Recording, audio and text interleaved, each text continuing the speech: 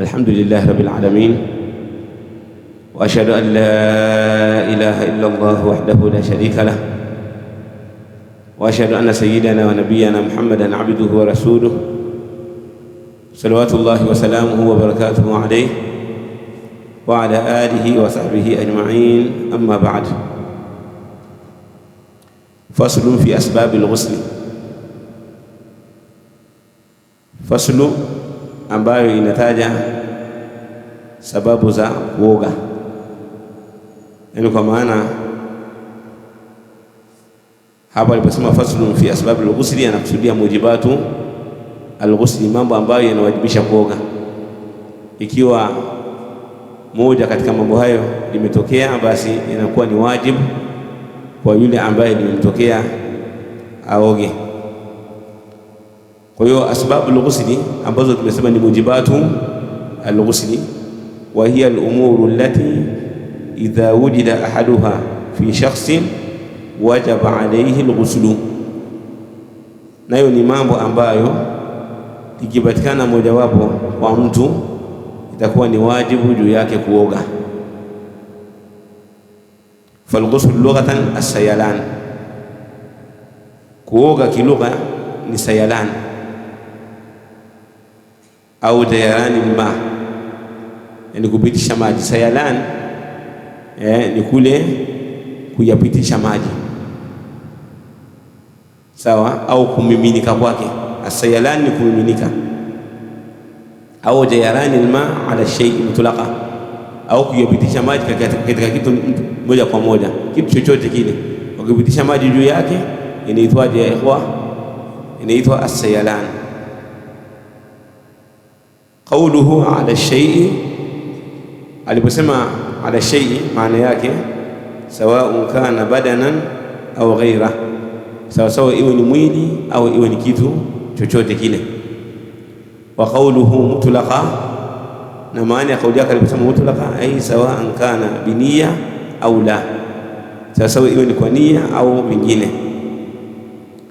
Wa shar'an sayalanu al-ma'i ala jami'i al-badani biniyatin makhsusa, ni kuyapitisha maji katika mwili mzima, katika mwili mzima, biniyatin makhsusa, kwa nia maalum, ambayo hiyo nia maalum tutakuja kuizungumzia.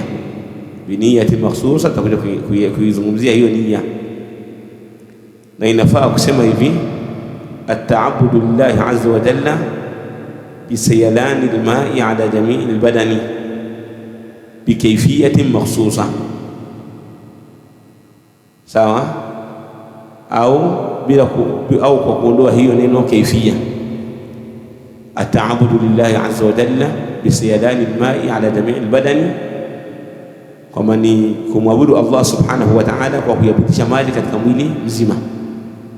Kwa kila sehemu katika mwili lazima iyapate maji, kila sehemu katika mwili lazima ipatwe na maji. Anasema musannif wa irshad al-muslimin rahimahullah, yajibu al-ghuslu ala ar-rajuli, yajibu al-ghuslu ala ar-rajuli bi khuruji al-mani.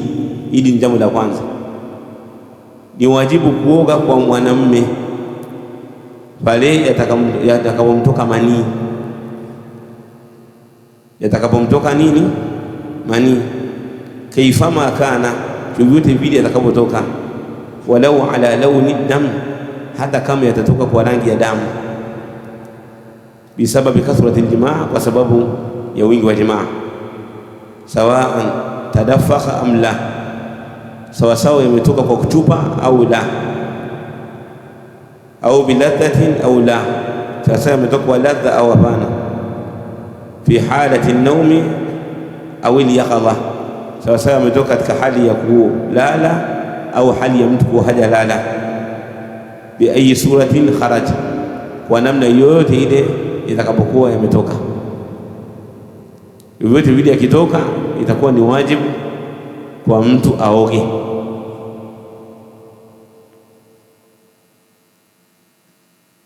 Min tariqi al-mu'tad, kwa njia ya kawaida. Min tariqihi al-mu'tad, kwa njia ya kawaida iliyozoeleka. Min makanihi min alqubul, yakatoka katika sehemu yake, katika sehemu ya tupu ya mbele. Fakharaja bisababin au bighairi sababin, yakatoka kwa sababu fulani au bila sababu fulani. Anatakiwa mtu aoge madamu yametia sehemu hiyo ya tupu ya mbele. Qala au ghairihi, au yakatoka kwa njia nyingine, kadubulin au thukbatin, yakatoka labda kupitia katika njia ya nyuma, sehemu inayotokea haja kubwa, au yakatokea katika thukba, labda ukawa kuna katika mwili kuna nini, kuna tundu fulani hivi, au kumetokea fulani akawa ametokea eneo hilo, inatakiwa aoge. Wa bitaghibi alkhashafati au qadriha, lakini pia kwa mtu kuweka bitaghibi rasi zakar, mtu atakapokuwa amezamisha kichwa cha zakari yake, atakapozamisha kichwa cha zakari yake, au qadriha, au kiwango fulani, au qadriha, au kiwango fulani, min maqtu'iha, kwa ile zakari labda ambayo imekatwa. Tumeelewana vizuri? Kullan au ba'dha, sawa sawa, mtu aizamishe yote au baadhi yake. Fa idha quti'at hashafatuhu kulluha, kwa mfano mtu mathalan ikawa zakari yake imekatwa, au kichwa cha zakari mathalan kimekatwa chote, au quti'a ba'daha, au baadhi yake, yuqaddaru lahu khashafatun qadra khashafatihi almaqtu'a. Kwa mfano mathalan akawa amekatwa kichwa cha zakari. Jayyid, tunasoma hapa mashi, hapa tunasoma. Kwa nataka mtu awe makini, sitaki mambo ya kuona kwamba yani mtu maana anafanya hivi, maana anashughulishwa na hiki. La, kaa vizuri. Kwa mfano mathalan mtu amekatwa kichwa cha zakari, ile sehemu iliyobakia akawa ndo imezama kidogo, itakadiriwa lau kama angekuwa na nini, na kichwa cha zakari. Tumefahamiana vizuri hapo, kwa ile sehemu iliyofanyaje, iliyozama. Kwa hiyo iwe ni baadhi au iwe ni yote, kwa hiyo yajibu madha al-ghusl, ni wajibu aoge. Tukiwa tunasoma au ukiwa katika hadhara yoyote ile, iwe ni muhadhara, iwe ni katika hadhara ya harusi, hadhara ya kusoma hutuba, kadha, jambo lolote lile, hebu jitahidi usizoee kucheka mara kwa mara, yaani kwamba kikisema fulani umecheka. Na haya ndio ambao wameingia sana kwa watu, yaani imekuwa sura ya kusikiliza mauidha, basi ni sura mtu anasikiliza mauidha ili acheke. Yaani imekuwa labda kama mashekhe wakiwa wanatoa mauidha, imekuwa labda hawatofautiani na wale comedian wale watu wa vichekesho. Lakini kwa nini? Ni kwa sababu ili nuru ya imani imeondoka katika mioyo ya watu, kwamba watu hata mauidha, mtu atakwambia kwamba mimi nampenda shekhe fulani, nampenda shekhe fulani, lakini wale mashekhe wanaopendwa ni wale mashekhe wanaochekesha. Kwa na wao mashekhe wakaona sasa, baadhi yao wakaona kwamba waende na watu, kila mmoja atatafuta jambo ambalo kwa ajili yake watu watacheka ili aweze kupata washabiki. Kwa hiyo utakuta wasanii wana washabiki na hata mashekhe wana nini, wana washabiki. Lakini sababu ni nini? Ni sababu ya nini? Kuondoka nuru ya imani katika mioyo ya watu, kwamba mimi napenda kimsikiza kaza. Unaweza kumkuta hata Mkristo anampenda shekhe fulani, mimi bwana, ningekuwa Muislamu ningesalia kwenye msikiti wa fulani. Huwa anapenda sana kumsikiliza. Kwa nini? Hamsikilizi liajli madha alhidayah, hamsikilizi kwa lengo la kupata mwongozo, kupata uongofu au kujua dini ya Allah tabaraka taala. Anamsikiliza kwa ajili gani? Yastamiu ilayhi liajli madha wujudi raha, ili apate raha na kadha, labda na kadha na kadha, hilo tu basi. Sasa hili halipendezi kwa tulabu ilmu, kwamba unaenda kusikiliza sehemu umejiandaa kucheka au umejiandaa kadha na kadha. la yajuz, hiyo haifai. Haya, wengine, shekhe mwingine hajakusudia kuchekesha, hajakusudia, amekusudia lengo lake atoe mawaidha, lengo lake watu waelewe dini Allah tabaraka wa taala. Lakini sasa imetokea kazungumzia jambo fulani ambalo inawezekana likawachekesha watu, basi utakuta hilo watakata kipande, hicho kipande kitaruka na watu watakirusha, lakini lengo lao ni nini? Watakifanya kama vichekesho, lakini yeye hajakusudia kufanyaje, hajakusudia kuchekesha. Sasa ikiwa hali yetu ni hii kwamba tunasikiza mawaidha kwa lengo la kucheka, sio kwa lengo la kufanyia amali yaliyosemwa na kuyafuata na kupata mwongozo wa Mtume sallallahu alaihi wasallam katika hayo, basi hiyo ndio fantadhiru saa, tusubiri kiyama. Hapo tusubiri kiyama. Kwa nini? Kwa sababu ina maana nuru ya imani inaondoka katika mioyo yetu, na hizi ni alama miongoni mwa alama za nini? Za kiyama. Kwa haya hayafai, yafai kwa awam, lakini hayafai kwa tulabu alilm. Kuli kwa awam hayafai, kwa tulabu alilm min babi aula hayatakiwi. Kama unaingia darasani unasubiri kwamba yani kuna jambo fulani la kuchekesha basi utacheka, haifai, la yajuz. Na mambo mengine yakuwa hajichekeshi, hayachekeshi, mtu anajilazimisha kufanyaje? Anajilazimisha kucheka. Tayeb, turudi darasani mara tena. Nadhani mmenielewa vizuri mashekhi. Qala wa bidaghibi alkhashafati wa qadriha au qadriha, kuzamisha kichwa cha dhakar au kile kiwango chake, au dhakari au fi ayi farjin kana, kwa farji yoyote ile itakavyokuwa. Fi ayi farjin kana, fi ayi farjin kana, qublan au dubra, sawa sawa, iwe ni farji ya mbele, sehemu ambayo inatoka haja ndogo, au iwe ni farji ya nyuma, sehemu ambayo inatoka haja kubwa. Popote pale atakapoweka dhakari yake itakuwa ni wajibu aoge. Sawaun ghuyiba fi qubuli imraati, sawa sawa imezamishwa katika sehemu za siri za mwanamke, au bahimati, au mnyama, au duburihima, au sehemu zao za nini, za haja kubwa, yani kinyume cha maumbile, au duburi rajuli au al-khuntha, au imewekwa kinyume cha maumbile cha mwanamume au kinyume cha maumbile cha nani, cha mtu ambaye ni khuntha mushkil. Khuntha mushkil ni yule ambaye hajulikani kama ni mwanamke wala ni mwanamume. Saghiran kana au kabira, awe mdogo au awe ni mkubwa, hayyan au mayita, au yuko hai au awe amekufa, vyote vile itakavyokuwa. Almuhim kwamba atakuwa ni wajibu kuoga yule ambaye ni almuliju, yule aliyezamisha, itakuwa ni wajibu kuoga. Lakini pia musanifu anasema wa ala almulaji wa ala rajuli almulaji fi duburiha, na yule mwanamume ambaye amewekewa katika ile duburi yake, yani haimaanishi kwamba ni halali. Tumeona vizuri hapo, yani imetokea imekuwa hivyo, ni wajibu wote wawili kufanyaje? Kuoga. Lakini ni haramu na ni laana, na kwa dini yake Allah subhanahu wa ta'ala amewaangamiza watu ambao walifanya hivyo. Faj'alna 'aliyaha safilaha wa amtarna 'alayhim hijaratan, si ndivyo? Naam. Kwa maana ni adhabu, ni adhabu, yani mtu kumwendea mwanamke kinyume cha maumbile, kumwendea mwanamume kinyume cha maumbile ni haramu. Mwanamume anamwendea mwanamke, mwanamume haendewi, ni haramu.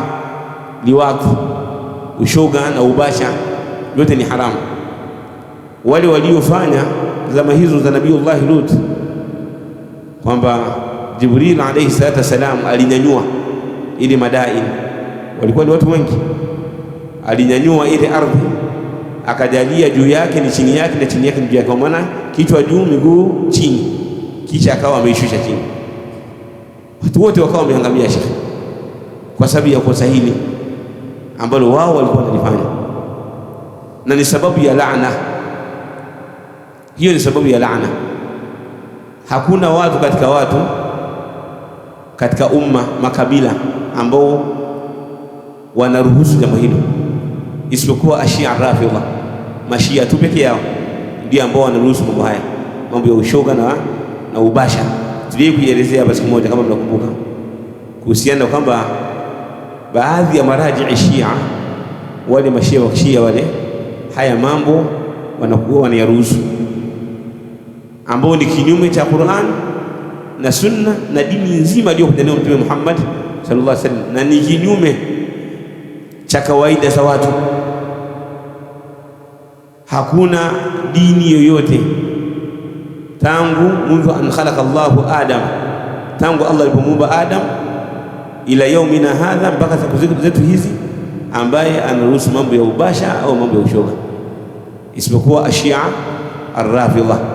Na haya mambo ameelezea pia, yani mmoja katika mashia, katika mambo ambayo yani yule bwana alitaka mashia wayasahihishe ni swala la ushoga na ubasha. Bwana mmoja ameandika kitabu, amesema lillahi thumma litarikh, lillahi thumma litarikh. Yani Hussein al-Musawi mwenye kitabu hicho lillahi thumma litarikh, yeye ameandika miongoni mwa mambo, amesema kwamba lazima mashia wayasahihishe ni jambo hili, na yeye alikuwa ni mshia. Na kuna mwingine ambaye ameandika kitabu, amesema ash-shi'atu wat-tashih, miongoni mwa mambo amesema ashia wa tasihih au atashayyu wa tasihih, miongoni mwa mambo ambayo ametaka mashia wayasahihishe, wayaondoe katika ushia ni jambo hili la ushoga na ubasha. Ni mambo ambayo yapo katika ushia. Tumeelewana vizuri hapo? Naam. Lakini sisi maashara almuslimin na wengineo wote, kama nilivyosema kwamba hakuna dini yoyote wala ada yoyote tangu Allah alipomuumba Adam mpaka sasa wameruhusu jambo hili isipokuwa mashia peke yao. Na hayo mambo yameandikwa katika nini? Katika kitabu lillahi thumma litarikh, ambayo tumeandikwa na mshia, akiwa ameandika mambo ambayo anayaona ni aibu kwa mashia kuwa nayo. Naona ameona kwamba ni aibu, miongoni mwa mambo ambayo ameona kwamba ni aibu, haifai katika dini ya ushia, kwa sababu yeye mwenyewe ni mshia, anasema kwamba hayafai kuwepo katika ushia. Ni swala hili la nini? Naam, hai jambo kasema kwamba lisahihishwe. Miongoni mwa mambo ambayo amesema kwamba yasahihishwe katika ushia ni kumtukana Abu Bakar na Umar na masahaba, na hiyo kataja kwa sababu hamna riwaya iliyokuwa sahihi hata katika vitabu vya mashia. Hamna riwaya ambayo inajuzisha kuwatukana masahaba, kwamba Ali ibn Abi Talib anajuzisha kwamba masahaba watukanwe. Sasa miongoni mwa mambo ambayo wamesema kwamba yasahihishwe katika ushia hayamo, ni mambo ambayo yamekuja, yameletwa kutoka kwa Mayahudi. Amesema kwamba ni swala la kumtukana Abu Bakar na Umar na Uthman na kuwatukana masahaba wa Mtume Muhammad sallallahu alayhi wasallam. Miongoni mwa mambo ambayo amesema kwamba yasahihishwe katika ushia ni swala la kumwazima mwanamke. Kwa mfano, mtu umeoa, mtu kaoa, alipotaka safari anamshika mke wake, anampeleka kwa jirani, anasema jirani, mke wangu atakaa hapa ili asije akatoka nje. Kwa hiyo kama atajisikia haja kwamba anahitaji tendo la ndoa, basi wewe malizana naye. Hiyo swala mashia wanalihitaji, wanaita i'aratul farj, kuwazima farji, yani kumwazima mke wako, unamwazimisha. Unaogopa mke wako asije akachepuka, kwa hiyo unamwacha kwa jirani yako, akijisikia tendo la ndoa amalizani na nani? Amalizani na jirani. Hilo swala nalo pia nalielezea kwamba hili swala lazima kwenye ushia lifanyeje? Lisahihishwe. Miongoni mwa mambo ambayo anasema inabidi sahihishwe ni mutaa, ndoa ya muda, nayo pia kalitaja. Unakutana na msichana, mnapanga kwamba mnafungishana ndoa wawili tu, mnakubaliana ndoa ya siku 10. Siku 10 zikiisha, basi aende zake na wewe uende zako. Na hilo swala pia amesema lifanyeje? Lisahihishwe katika ushia. Kuna mambo mengi ambayo ameyataja. Pamoja vizuri hapo. Naam.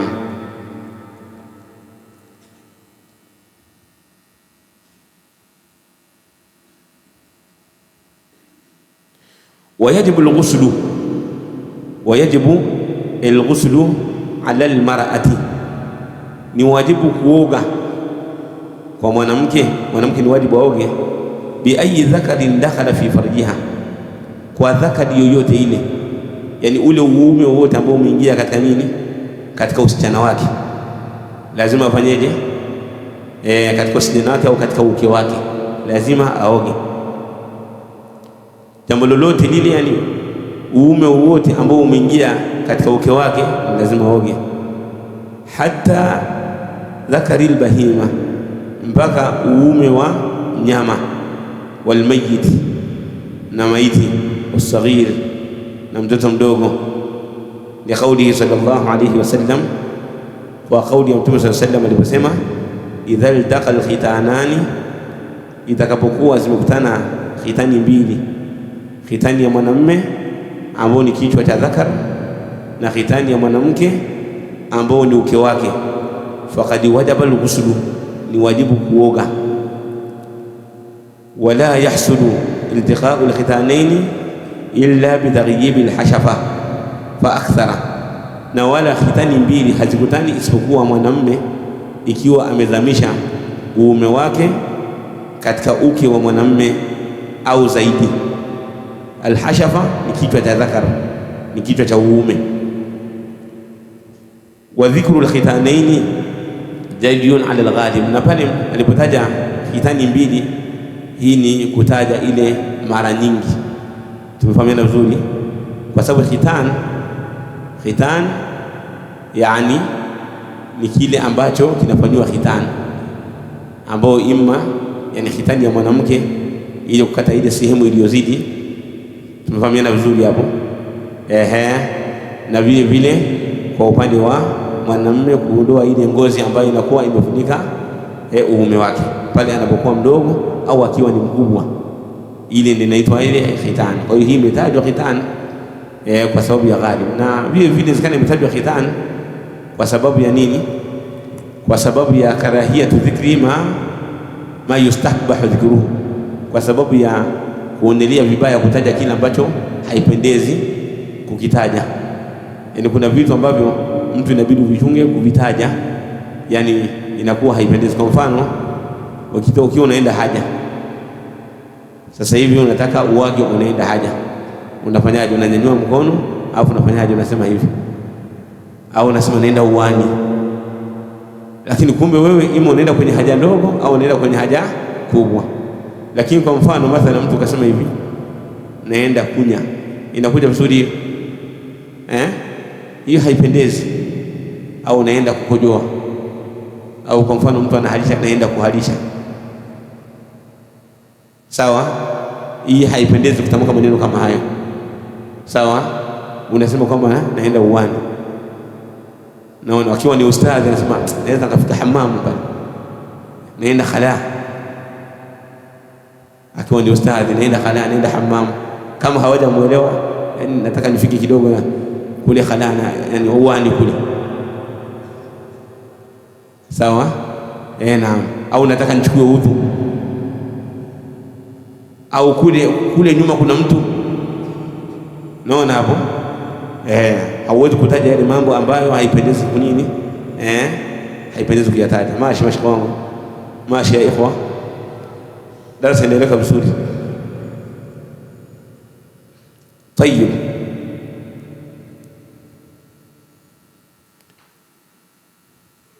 wa amma sabiyu, ama mtoto mdogo, kwa sababu tumesema kwamba hapa yeye mwanamke ikiwa kwenye uke wake umeingia uume wa aina yoyote, huwe ni uume wa mtoto, wa mkubwa, wa nyama. Sasa je, na mtoto ataoga? Je, mtoto ataoga? Ndio anasema wa amma sabiyu wal majnunu, ama mtoto mdogo na majnun, almulijani au almulaju fihima, ambao wao wameingiza uume wao kwa mwanamke, au wao wameingiziwa. Tumeelewana vizuri hapo? Yasirani junubaini, bidhalika bila khilaf, na wao pia wanakuwa na janaba bila khilaf. Fa idha irtasala as-sabiyu wa huwa mumayyiz, pale ambapo mtoto mdogo siku akioga baada ya kupata sinu tamyiz, ule mwaka wa tamyiz wa kupambanua, ambao pale anakuwa anaanza kuswali pale, sawa, sahha ghusluhu, itasihi kuoga kwake kuondoa janaba iliyompata, wala yajibu i'adatuhu idha balagha, na wala si wajibu kurejea tena atapokuwa amebalighi, akawa amepata zile alamatu albulugh, sawa, haitakuwa ni wajibu. Yani kwa mfano mathala akaja muhuni mmoja akamwambia, ulipokuwa mdogo nilikufanya hivi, yani alimnajisi, je, itakuwa ni wajibu kuoga? Pale alipooga akiwa ni mumayyiz, ili inafanyaje? Ili inatosheleza, na yule atapata madhambi yake, na yule mtoto hana nini? Yeye hana madhambi, sawa mashaka wangu. Lakini ni jambo ambalo ni haramu. Tumesema hili ni jambo la haram, ni jambo la haram. Hili ni jambo la haram, ni katika mambo ambayo Allah anayachukia sana, ni katika madhambi ambayo ni makubwa sana, ambayo yanaweza kusababisha adhabu fi dunia wala akhirah, ambao kila mmoja ni lazima jichunge na amchunge mwenzake, na walinganie wale ambao yani washaingia katika mambo hayo kwamba wayaje, na kuwalingania wale ambao wanashawishi watu kuyafanya. Lazima tukumbuke hilo swala, na tumwombe Allah subhanahu wa ta'ala atuadishe sisi na watu wengine na watoto na jamii zetu, azituadishe na mambo haya machafu, yeye mambo ya ushoga na mambo ya ubasha. Allah tuepushe nayo. Nasallallahu salamata wal afia. Wa bil haidhi, na ni wajibu kuoga kwa sababu ya haidhi. Wa bil haidhi wa yajibu al-ghuslu bil haidhi ba'da inqita'ihi, ni wajibu kuoga kwa haidhi baada ya kukatika kwake. Wal haidhu, na haidhi maana yake huwa damun, ni damu ambayo huwa damu jibillati, ni damu ya kawaida ambayo inakuwa katika maumbile ya binadamu, ni damu ambayo katika maumbile ya kila mwanamke. Yakhruju min aqsa rahimi almar'a, inatoka ndani kabisa katika kizazi cha mwanamke, baada bulughiha, baada ya kubaligha kwake, ala sabili sihhati, katika njia ya afya, si kwa sababu ya maradhi kama mwanamke anasema naumwa, ala sabili madha as-siha, fi awqati ma'luma, kwa wakati maalum. Ni damu ambayo alghalibu inakuwa inatoka kwa mwezi mara moja, inamtoka mwanamke ima kwa siku 6 au kwa siku 7 mara nyingi, na wengine siku 5, wengine siku 4, wengine siku 1, wengine siku 2, wengine siku 3, na wengine inaweza kaenda siku 8, wengine siku 10, inaenda mpaka siku 16, ala madhhabi Imam Muhammad ibn Idrisa Ash-Shafi'i rahimahullah ta'ala. Kwa ni damu ambayo inatoka, si kwamba labda mwanamke anaumwa, hiyo ni kawaida. Ni damu ambayo katika maumbile ya mwanamke, ya kila mwanamke. Na kule kutotoka damu ni maradhi, ni kuumwa, lakini mwanamke yoyote ambaye ana afya njema, basi damu huwa inafanyaje? Damu huwa inatoka. Kwa hiyo mwanamke ikitoka hiyo damu, ikikata, kabla ya kufanya jambo lolote lile, inatakiwa jambo la kwanza baada ya kukata damu aoge. Mwanamke yeyote ambaye ameingia kwenye siku zake, wengine anasema kama ninaumwa, yani anakusudia kama ameingia kwenye siku. Sasa ikiwa damu imekatika kwa muda wowote ule ambao anaingia katika zile siku, ikikatika tu kabla ya kufanya jambo lolote lile, kabla ya kufanya jambo lolote lile, ala al-itlaq, anatakiwa aoge kabla ya kuswali, kabla ya kukutana na mume wake kindoa. Na hata mwanamume haifai kumwingilia mwanamke akiwa katika hedhi siku zake, na baada ya kukatika haifai kukutana na mke wake mpaka afanyeje? Aoge. Sawa, anatakiwa aoge wujuban. Wa nifas, na mwanamke atakapokuwa katika nifasi. Wa nifas, na mwanamke anapokuwa katika damu ya nifasi itakapokata anatakiwa aoge. Wayajibu alghusl bin nifasi, ni wajibu kuoga mwanamke anapokuwa katika nifasi, baada inqita'ihi, baada ya kukatika kwake. Wa nifasu lughatan, na nifasu kilugha alwilada, maana yake ni kujifungua. Nifasi maana yake ni kujifungua kilugha, kwa lugha ya Kiarabu. Wa shar'an huwa damu al-khariji, ni damu ambayo inatoka min farji al-mar'a, katika uke wa mwanamke, aqiba al-wilada, baada ya kujifungua, ay ba'da faraghi ar-rahmi min al-hamli, baada ya kuwa kile kizazi chake kimeshaondokana na mtoto na mimba. Yule mtoto akishatoka, basi ile damu inayokuja inaitwa nifasi. Kwa hiyo mwanamke akiwa na nifasi ikikata, anatakiwa aoge. Walwiladatu walau bila baladin, walwiladatu walau bila baladin, na kujifungua hata kama kajifungua bila ya umajimaji wowote ule. Walau bila baladin tujalie, yani iftiradhia, lau iftaradna kama mwanamke amejifungua lakini hamna umajimaji wowote ambao umetokea, sawa. Anasema walau kanat alaqatan, mwanamke atatakiwa aoge walau hata kama imetoka alaqa, yani kwa mfano imetoka alaqa. Tumeona vizuri hapo, unajua maana ya alaqa, ile pande ya damu. Ujauzito umeingia, baadaye umetoka, lakini kuna yale mapande ya damu, kusema kwamba hapa mimba imevurugika. Zile siku za 40 za mwanzo, zile alaqa inakuwa siku 40 za mwanzo, kama katika hadithi ya nani aseme hadithi ya nani, mashaka wangu watukufu? Naam, hadithi ya Abdullah ibn Mas'ud, ahsantu. Ile 40 ya kwanza mimba imevurugika baada ya ile alaqa. Je, mwanamke anaoga haoge? Anaoga. Au muzgha ni 40 ya ngapi hiyo? Hiyo inakuwa, hiyo alaqa inakuwa ni 40 ya pili. Alaqa ni 40 ya pili. 40 ya kwanza ni nutfa, 40 ya pili nini? Ni alaqa. 40 ya tatu inakuwa ni mudgha.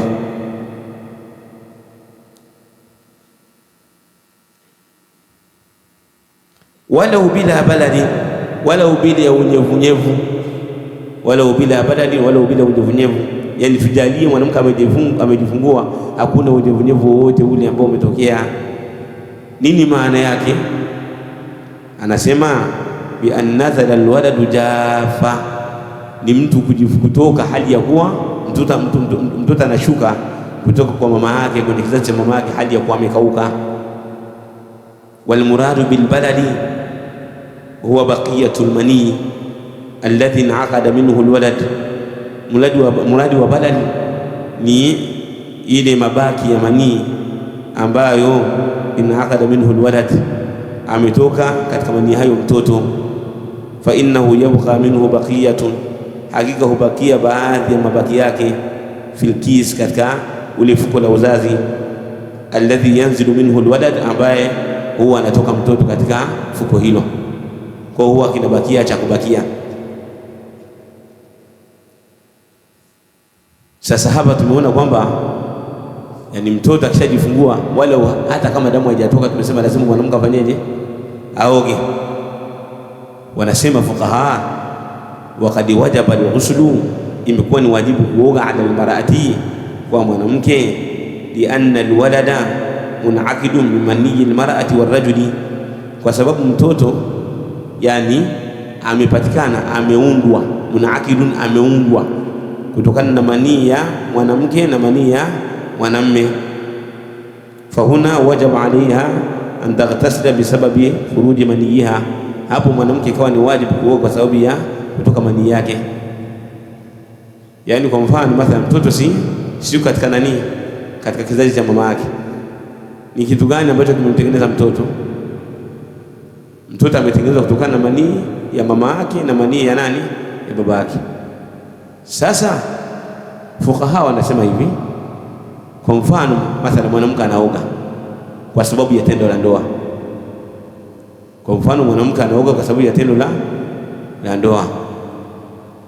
Wakati anaoga kwa sababu ya tendo la ndoa, mashaka wangu jayyid, ikatokea mwanamke akaona kwenye uke wake yanatoka manii. Yale manii mwanamke akayaangalia, akakuta yale manii yaliyotoka ni ya kwake au akakuta ni ya mume wake. Sawa? Je, swali linakuja, kama ni ya kwake, ni hadi gani hizi hadi mbili, kwamba ima ni ya kwake au ni ya nani au ni ya mume wake? Ni hadi gani hapa ambayo inatakiwa aoge? Hali zote ataoga au ni hali moja ambayo ataoga? Eshi jawabu. Unasemaje shekhi wangu, Sheikh Andaga?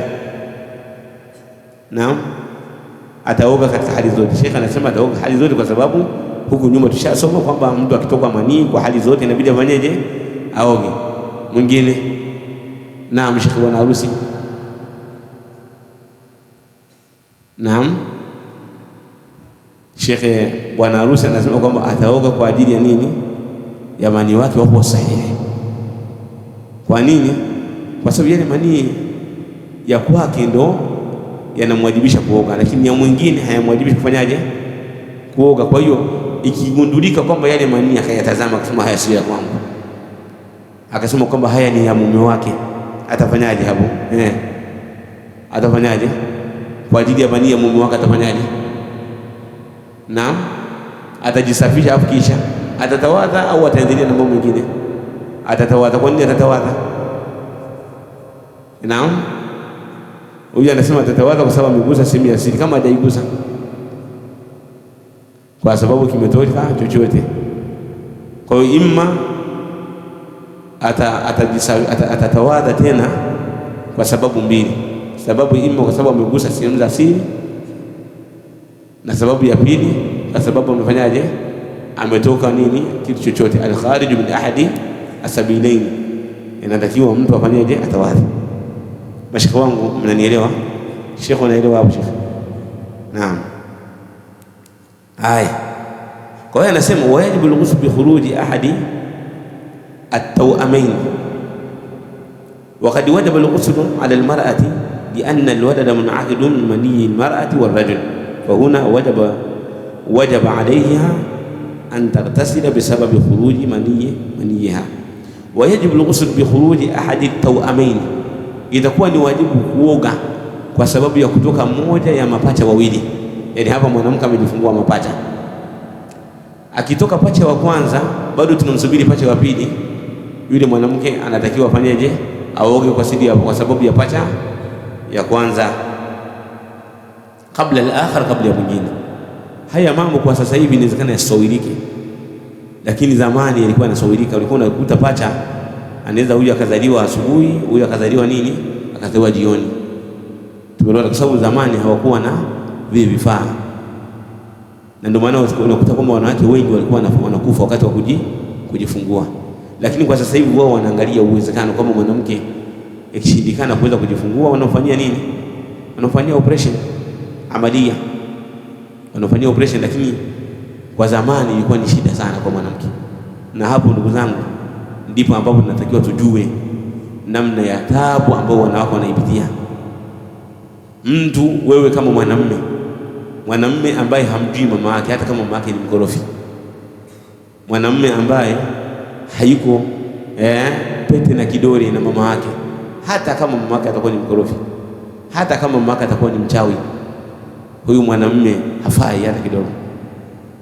Bali mtu yoyote ambaye hamjui mama yake, huyu hafai. Sawa? Umeoa, ni sasa hivi ni wadogo, mkishakuwa mtaoa biidhnillah alkarim. Umeoa, mwanamke ameleta fujo nyumbani, na hizo fujo anamhusisha nani? Mama yako kipenzi. Huyu mwanamke hana kheri, mwache. Sawa? Mwache, achana naye. huyo sio mwanamke, huyo ni kenge. Tunafahamana vizuri hapo. Naam, huyo hafai kabisa, kenge huyo. Mwanamke ambaye anataka afanye kila namna akuondoe wewe mwanamume kwa mama yako kipenzi, basi huyu mwanamke hafai hata kidogo, hafai hata kidogo huyu mwanamke. Tumeelewana vizuri hapo. Kuna wanawake huwa wanawaambia waume zao kwamba ima mimi au mama yako. Wewe hapo unamfungulia mlango na kumwekea mabegi yake nje. Kama uko kwake unabeba begi lako, unafanyaje? Unaondoka, unachukua bodaboda au unatembea na mguu, unaondoka. Unakaa unaishi na nani? Na mama yako. Bora ukae na mama yako bila kuwa hata na mtu, kwa kuogopea kwamba wanawake watakusumbua, kwa sababu mama yako ni pepo yako. Mke wako sio pepo yako, mke sio pepo. Mke anaweza kawa ni raha na mke anaweza kawa ni usumbufu. Alafu mama Mtume amemuita ni pepo, anasema kwamba fajahidha, mfanyie wema mama yako, pambana mama yako, mfanyie wema. Fa innal jannata tahta qadamiha, hakika pepo iko chini ya miguu ya mama. Lakini mwanamke hajaitwa hivyo. Mwanamke hajaitwa kwamba yeye ni pepo. Mwanamke na watoto wameitwa ni sehemu katika fitna. Inasemaje aya ya Sheikh? Inna min azwajikum wa auladikum aduwwan lakum fahdharuhum, miongoni mwa wake zenu na watoto wenu ni maadui zenu. Sawa, basi fanyeni tahadhari. Innama amwalukum wa auladukum fitna. Tumeelewana vizuri hapo? Kwa hiyo hawa wanaweza kaa ni sehemu ya fitna katika maisha yako, lakini hakuna sehemu ambayo umeambiwa kwamba utahadhari na mama yako. Kuna sehemu kweli? Mimi sijui sehemu katika Qur'ani wala katika sunna za Bwana Mtume sallallahu alaihi wasallam au kwa maneno ya wema waliotangulia kwamba eti kwamba umtahadhari na mama yako au baba yako. Sijawahi kuona. Hata walau kana kafiraini, hata kama baba na mama wakiwa ni makafiri. Hata walau kana murtaddaini, hata kama murtad, ni lazima uwafanyie wema. Tumefahamiana vizuri hapo? Lazima uwafanyie wema. Wakikuamrisha uwe kafiri au ufanye mambo ambayo hayafai, fala tuti'uhuma, usiwatii. Lakini hapa duniani uishi nao vipi? Wasahibuhuma fi dunya ma'rufa, uishi nao duniani kwa wema. Wahfidh lahuma janaha dhulli min arrahma, na katika hali ya kuishi nao mama na baba wainamishie mabega, wainamishie kichwa, wainamishie sauti. Ukizungumza nao kwa sauti iwe chini. Wakati unazungumza nao uangalie chini, usipayuke, usiwapande kichwani. Na katika mwenendo wako wa mara kwa mara wa kiibada, utakapokuwa unafanya ibada, unaomba dua, wa qul rabbi irhamhuma, useme ya rabbi, na kuomba uwarehemu wazazi wangu wawili kama rabbayani saghira, kama walivyonilea nikiwa mdogo. Na al-aqal, kwa uchache, ikiwezekana kwa kila mtu au anawaombea dua wazazi wake mara 5 kwa siku. Yani kila swala na uswali anawaombea dua wazazi wake wawili, al-aqal kwa uchache. Lakini mara kwa mara inabidi unaombea msamaha, unaombea rehema wazazi wako wawili. Hii ni katika birrul walidain, sawa sawa wako hai au sawa sawa wamefanyaje, wamekufa. Ni jambo ambalo linatakiwa, ni matlabu ambayo inafaa. Jayyid.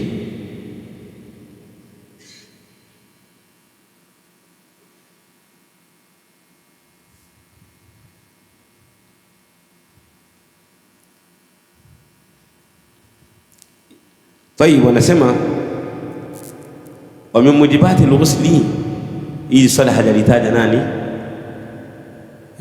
Hajalitaja huyu mwanachuoni wa Irshadul Muslimin. Wa min mujibati al-ghusli, na miongoni mwa mambo ambayo yanajibisha kuoga, mimma lam yadhkuruhu al-musannif rahimahullah, katika yale ambayo hajayataja musannif rahimahullah ta'ala wa irshad muslimin ni al-maut, ni kifo li muslimin ghairi shahidi, ya muislamu ambaye amekufa hadi ya kuwa sio shahidi. Hii hajaitaja. Kwa hiyo mujibatul ghusli kam? 6. Mujibatul ghusli 6, mambo ambayo yanawajibisha kuoga ni 6. Al-awwal ilaju al-hashafati fil farji, hilo jambo la kwanza, kuzamisha kichwa cha uume katika uke. Athani, ya pili, khurujul mani, kutoka na mani. Tumesema kwa hali zote ambazo kwa namna yoyote ile ambayo yatatoka. Athalith, alhaidh, hedhi. Arabi' an-nifas, nifas, hedhi ni ile damu ya kila mwezi ambayo inamtokea kila mwanamke. An-nifas ni ile damu ambayo inamtokea mwanamke baada ya kujifungua. Kwa hiyo ataoga kwa damu ya hedhi na damu ya nifasi baada ya kukatika kwake. Al-khamis, alwilada, kule kujifungua hata kama damu haijatoka. As-sadis, almaut, kufa. Mtu akifa inatakiwa aoshwe. Kisha muallif rahimahullah ta'ala akasema babu furudhi al-ghusli, mlango uliokuja kubainisha faradhi za kuoga. Tayib, ukifika muda wa adhan basi tufahamishane, kwa sababu sina saa hapa. Bado dakika ngapi? Bado dakika 4 kwa ajili ya adhan. Naam. Tayib, furudhi al-ghusli 2, faradhi za kuoga ni 2. Babu furudhi al-ghusli.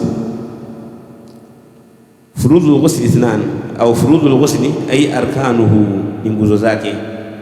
Allati tatahaqqaqu biha mahiyatuhu fardhan kana al-ghusli au nafla, ambazo uthibitika, yani tatahaqqaq, inathibitika biha, kwa huko kuoga, mahiyatuhu, ili hakika yake ya kuoga. Fardhan kana, sawa iwe ni faradhi, au naflan, au iwe ni kuoga kwa ajili ya sunna. Sasa mtu anaoga kwa sababu ya ile mambo ambayo tumesema ni mujibatu al-ghusli, au sawa mtu anaoga kwa sababu sio ya zile mujibati, labda akawa anaoga kwa sababu ya zile yale majosho ya ambayo ni sunna, kule kuoga ambako ni sunna.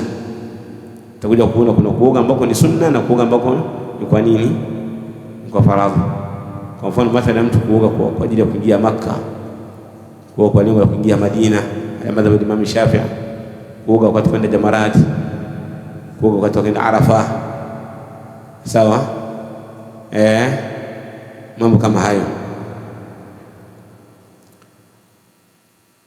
Au kuoga yaum al-Jum'a, sawa, kuoga siku ya Ijumaa ni sunna, ala madhhabi Imam Muhammad ibn Idrisa Ash-Shafi'i radiyallahu anhu. Qala furudhu al-ghusli 2, faradhi na nguzo za kuoga ni 2. Ahaduhuma, ya kwanza yake, an-niyya inda awwal maqsudi min al-badani, ni nia wakati wa kuoga, wakati wa kuosha kiungo cha kwanza katika mwili. Yani inatakiwa ile nia ipatikane wakati wa kuoga sehemu ya kwanza. Yani kwa mfano kama unaanza kuoga katika uso, yale maji yanaanzia hapo, ile nia ipo. Tumeelewana vizuri hapo? Lakini kwa mfano mathalan kichwa hiki umekiosha bila nia, alafu sehemu zilizobakia katika mwili ukaziosha kwa nia, je, itahesabika umeoga? La, kwa sababu kichwa hakijafanyaje, hakijaoshwa wakati hali ya kuwa una nia, ulikuwa bado hujaleta nia. Sawa shekhi wangu, Siddiq, umeelewa shekhi? Mafhumu? An-niyya inda awwal maqsudin fi al-badani, ay qarnuha inda awwal maqsudin min al-badani, kuiambatanisha nia katika ile sehemu ya kwanza ya kiungo cha kwanza katika mwili. Na kuoga sio kama, yani kuoga janaba, mashaka wangu, kuoga kule kwa wajibu sio kama kutawadha. Yani kuoga ni sehemu yoyote ile unayoanzia. Pale unapoanzia uwe na nia. Pale unapoanza kuoga ndio hapo unaanzia nia. Sawa shekhi wangu, pale pale ndipo ambapo unapoanzia nia. Sasa uanzie miguuni, uanzie wapi? Inatakiwa nia iwe ni nini? Iwe imepatikana wakati huo. Tayib,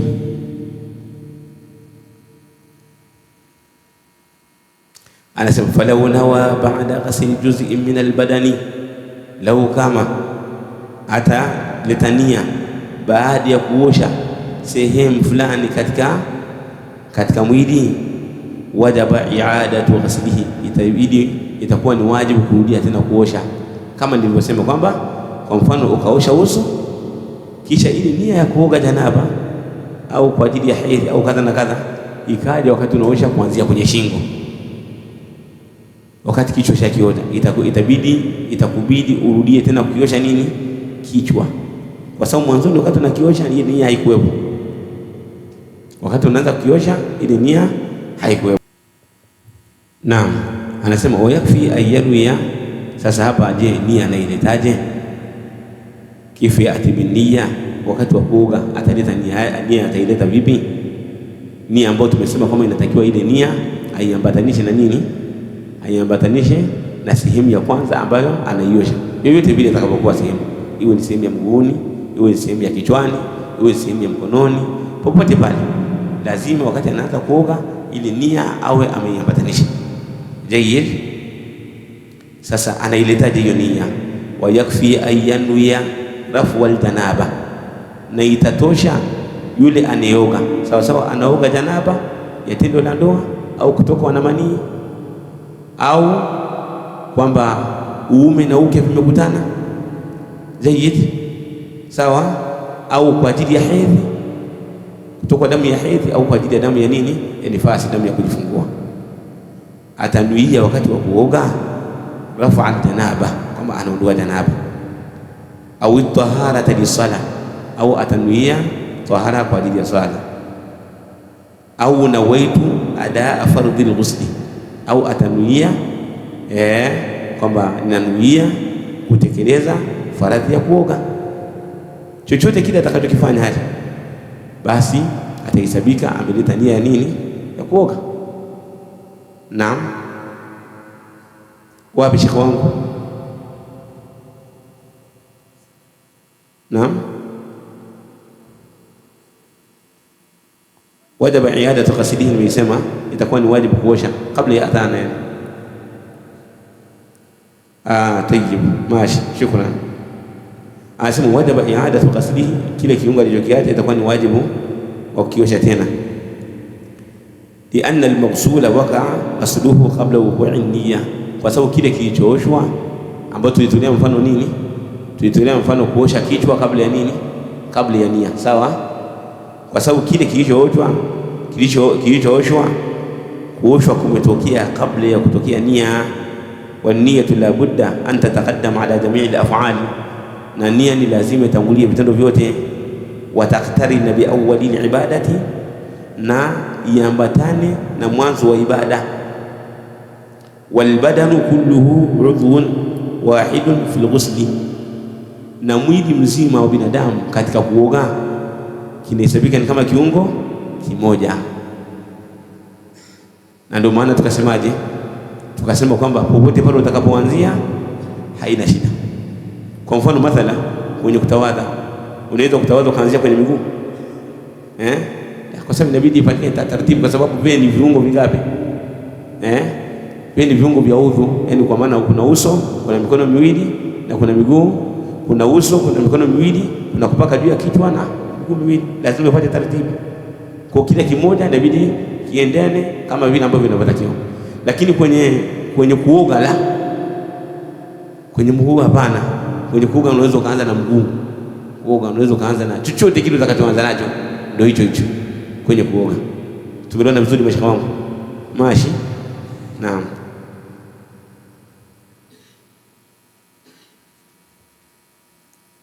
Qalu yakfi ayyan yarafa al-janaba, na itamtosheleza kwenye kunuia, yani namna ya kunuia kuoga inatosha kunuia kwamba naondoa janaba. Ananuia tabaa katika moyo wake, atanuia katika nini?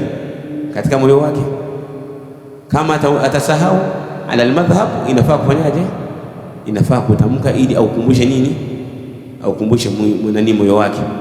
Akasema kama nawaitu rafa aljanaba, nanuia kuondoa janaba. Hata kwa Kiswahili nanuia kuondoa janaba, anasema katika moyo wake nanuia kuondoa janaba, sawa.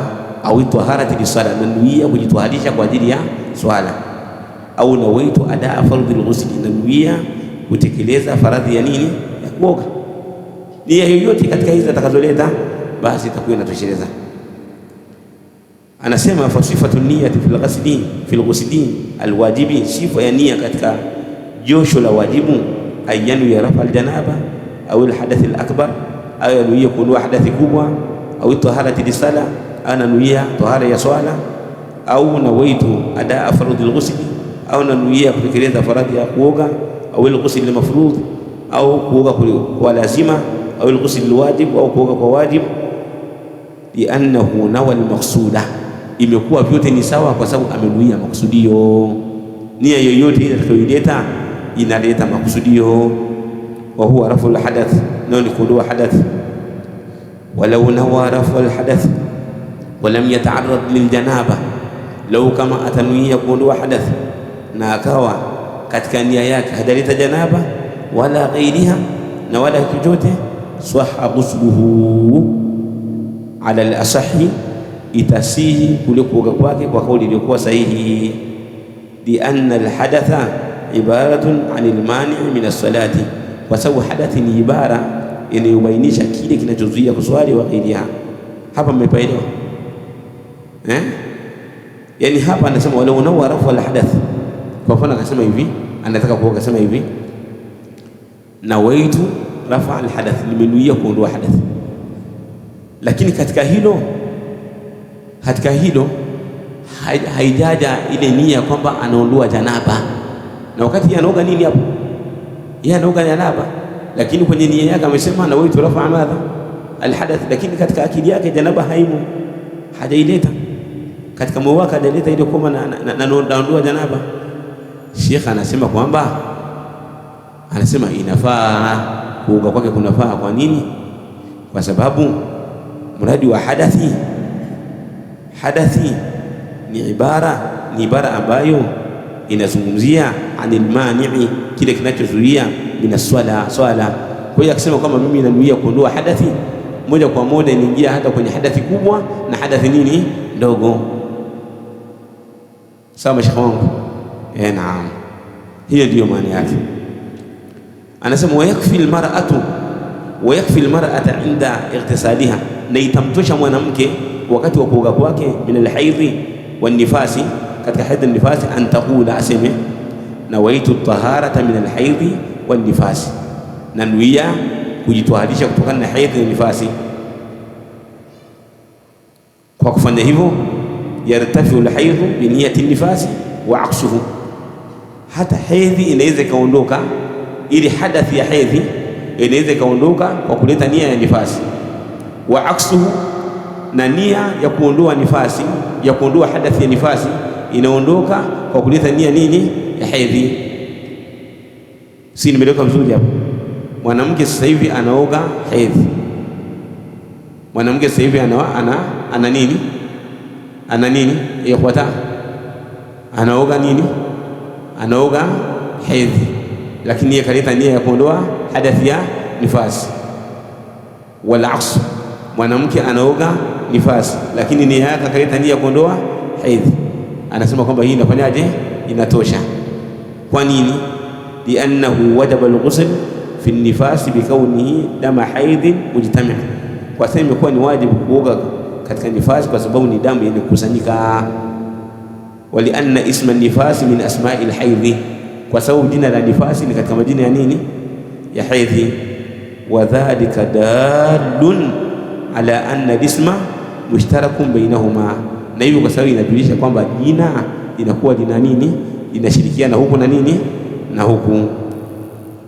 Falau nawa shakhsun rafu aljanabati, lau kama mtu atanuia kuondoa janaba, wa hadathuhu alhaidh au aksuhu, haja kuwa hadathi yake ni haidh, yani mwanamke akasema nawaitu rafu aljanaba, lakini hadathi yake ni nini, sio janaba, ni nini?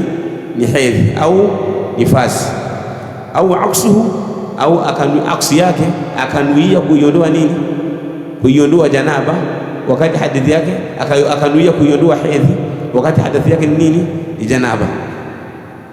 Au nawa rafa janabati aljimaa, au akawa amenuia kuiondoa janaba ya jimai wa janabatuhu bihtilami, wakati janaba iliyompata kwa sababu kaota. Sawa, kaota amemkumbatia mwanamke, ikawa ni sababu ya nini? Ya kutokwa na almani, sababu ya kutokwa na manii. Lakini kwenye janaba yake yeye akasema kwamba janabatul jimaa, na nuia janaba ya jimaa, lakini kilichosababisha ile janaba sio nini? Sio jimaa, ni yeye tu kaota, kamwota mwanamke. Au aksihi, au kinyume chake. Sahha min alghalati duna alamdi, itasihi katika ghalat, kinyume cha amdi, kinyume cha maksudio. Itasihi kimakosa, yani nia kimakosa, kinyume cha kufanya kwa maksudi. Nini maana alghalat? Tutakuja kuiona. Wal muradu bil ghalati huna yahtamilu maanayn, na mradi wa ghalati hapa kwamba kusema itasihi kunuia kimakosa, kinyume cha kunuia kwa kusudi. Nini maana yake? Maana yake tumesema hii ni moja katika maana mbili, ahaduhuma sahih wa thani dhaif. Ahaduhuma sabqu lisani, kwa mfano ulimi umempita mtu. Unaweza kuwa unataka kuzungumza fulani ukajikuta ushazungumza kitu kingine ambacho utafanyaje? Utakusudia. Tunasema hii ni sabqu lisani, bwana nimepitiwa na ulimi, umenitangulia ulimi. Wa hadha almaana la athara lah, maulama wa fiqh wanasema hii maana haina athari, lianna alibrata bilmanwi fi alqalbi, kwa sababu kinachozingatiwa ni kile ambacho kimenuia katika nini? Katika moyo, sio kile ambacho kinafanyaje? Kinatamkwa. Sawa, hiyo ni ya kwanza, hiyo imeeleweka. Thanihima, ambao ni sahihi, alghalat ay aljahl. Ghalat hapa mradi wake ni ujinga, yani yeye alikuwa hajui, yeye amefanya hivyo kwa sababu ya kutokujua. Bi an i'takada anna niyyata raf'i al-haidhi takfi raf' al-janaba, pale alipoitakidi kwamba nia ya kuondoa hedhi inatosheleza katika nia ya kuondoa nini? Janaba. Wa in kana ma nawahu ma'ahu, hata kama yale ambayo ameyanuia la yutasawwaru wuquhu, hata kama yani kwa sababu yeye hajui, hata kama yale ambayo amenuia hayasawiriki kutokea.